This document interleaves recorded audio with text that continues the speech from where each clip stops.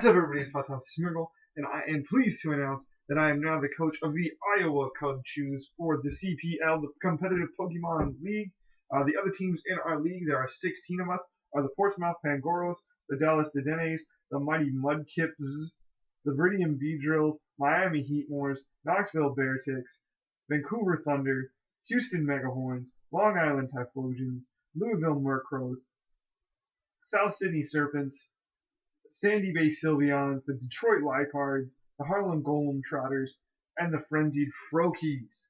So, that is the 6 teams in our league. Like I said, I am the coach and manager of the Iowa Cub Chews. We can see Cub Chew chilling over there in the left, looking all cute and adorable like. Now, we're going to get into our drafts. In this league, we were allowed to draft 9 Pokemon. Count them. 1, 2, 3, 4, 5, 6, 7, 8, 9. It's a little bit less than your standard league, but we also wanted this to be a bit shorter because of the fact that Sun and Moon comes out relatively soon, and we want to get the league done before the new games drop because everybody's going to be spending their time on that, not really wanting to play Oris, even on Showdown. So we were able to draft 9 Pokemon from OU and below with a maximum of 1 Mega. So no tiers, no point system, just a mad dash free-for-all for stuff. And I got to tell you, I am super impressed with the team we were able to pick up. I'm so happy to have these 9 mods on the squad ready to do some work. So let's jump into our showdown here. We have our first 6 mods. Round 1, we drafted Mega Altaria. Now, we wanted to draft Mega Scizor, but our man Aura Bob, coach of the Houston Megahorns, drafted Mega Scizor 2 turns. He was 2 or 3 up in the draft from us and drafted it right there. We were in the bottom middle, which kind of stunk. We were in a bad spot, but I'm surprised we were able to pick up some of the power that we did as late as we did.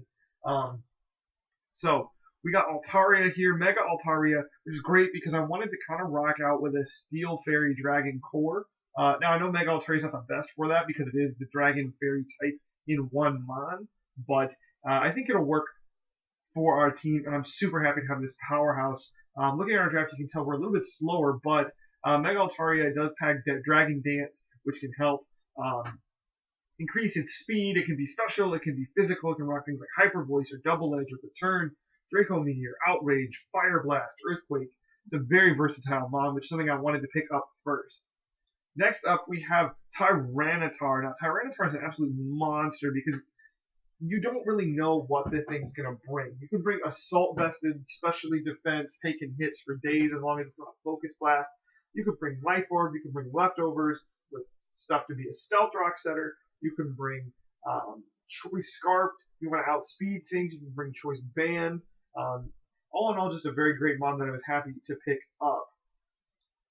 Next up for that Steel Fairy Dragon Core, we did pick up Magnezone because it does trap the troublesome Steel types. They're going to give both Tyranitar and Altaria a tough time. It traps things like Skarmory, Ferrothorn, and Heatran, all of which I'm pretty sure, and Fortress as well, were the main. And Orbomb did draft Bisharp. So those Steel ones are all extremely powerful, and so I took a look at that and said, you know what, we got to get Magnezone. We have to get Magnezone. Heatran and Ferrothorn and Fortress weren't drafted yet, but Bisharp was actually my first choice to go in that slot, and I decided, well, Bisharp's gone, so we're going to take Magnezone here, which is great because we've got Volt Switch, we've got Magnet Pull, we also have Sturdy and Analytic, so we can maybe play some fun games with those. I think Magnet Pull is going to be the best choice. Then next, we went ahead and drafted Mew. It's like, I need to have something with base 100 speed and maybe base 100 all around. I was tossing between Shaman and Manaphy, and then I eventually just went with Mew because Mew is so versatile. It can be a defensive mon. It could at times be an offensive mon. It's just absolutely incredible. And I can't wait to use it in this league because there's so much this little Mew can do. Up next, we needed some speed, and we needed a ground type. So I went ahead and picked up Flygon to be the dragon portion of our Steel Fairy Dragon core with Levitate, which is awesome because that also gives us a ground immunity, which we didn't have at this point and we desperately needed because of Magnezone and T-Tar. Both being weak to ground, and once Mega Altaria Mega evolves, it loses its ground immunity, so we needed to pick one up. So we picked up Flygon here. It's great because just like Mew and T-Tar, or Altaria, it's also very versatile. You can run special, you can run physical, you can run mixed, you can run a defog on this thing. So I'm pretty happy that we got Flygon. You can run Choice Scarf, you can run Choice Banded. It's just incredible. Up next, continue with our theme of speed. I wanted a flying type on our team, and I also, just for another ground immunity, also wanted a fighting type. So I went and took a look at all the mons that were left, and I said, you know what?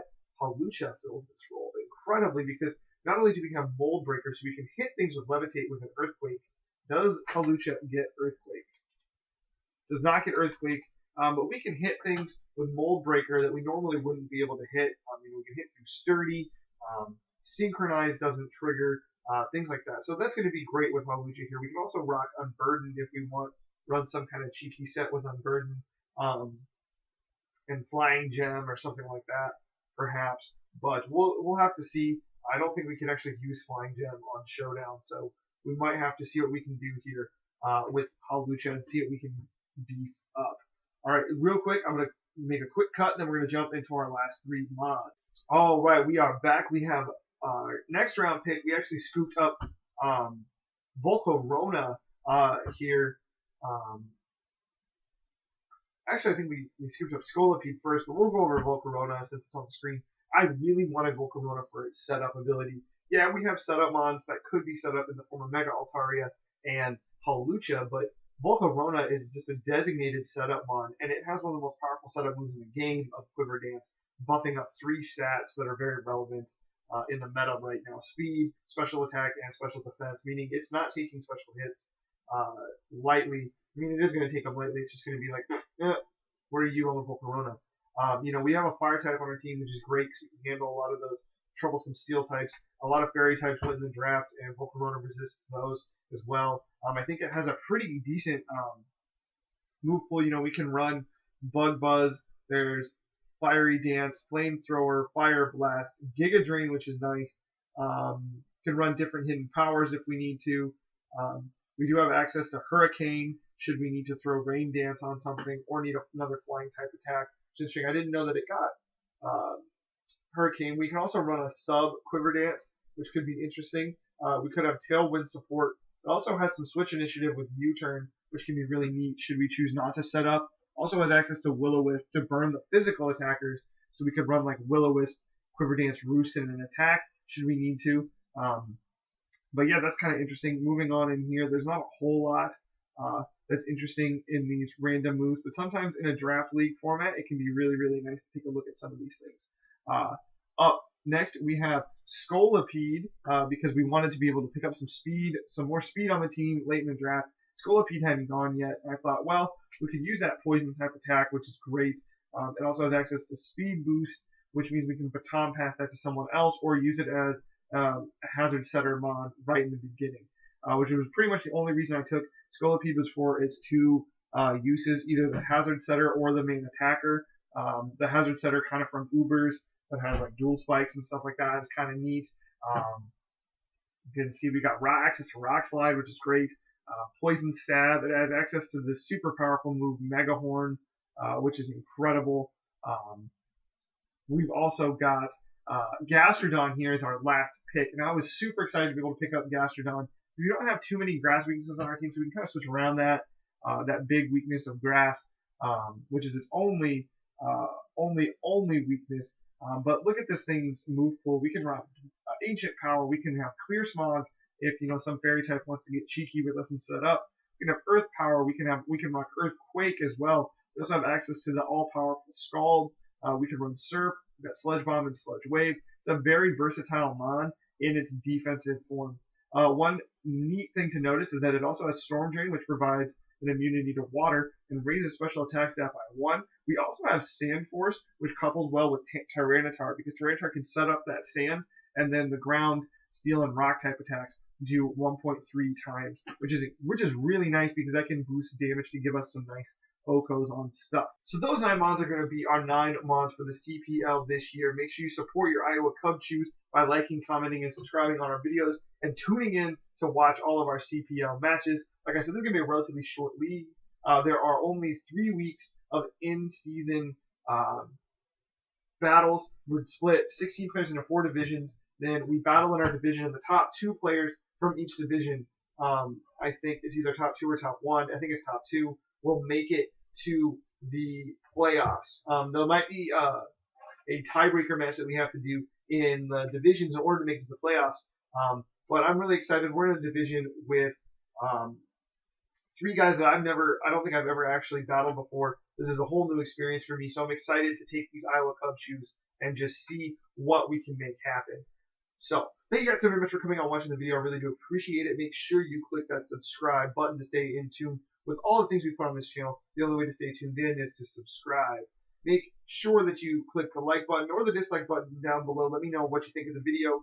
That support, that feedback is really important to me. And make sure you interact with me in the comment section down below, because what's the point of being subscribed if you're not interacting with the content creator? So thank you guys so very much for coming out. I really do appreciate it. But I got to get up out of here. So with all that being said, this is Palatine Smirgle signing out.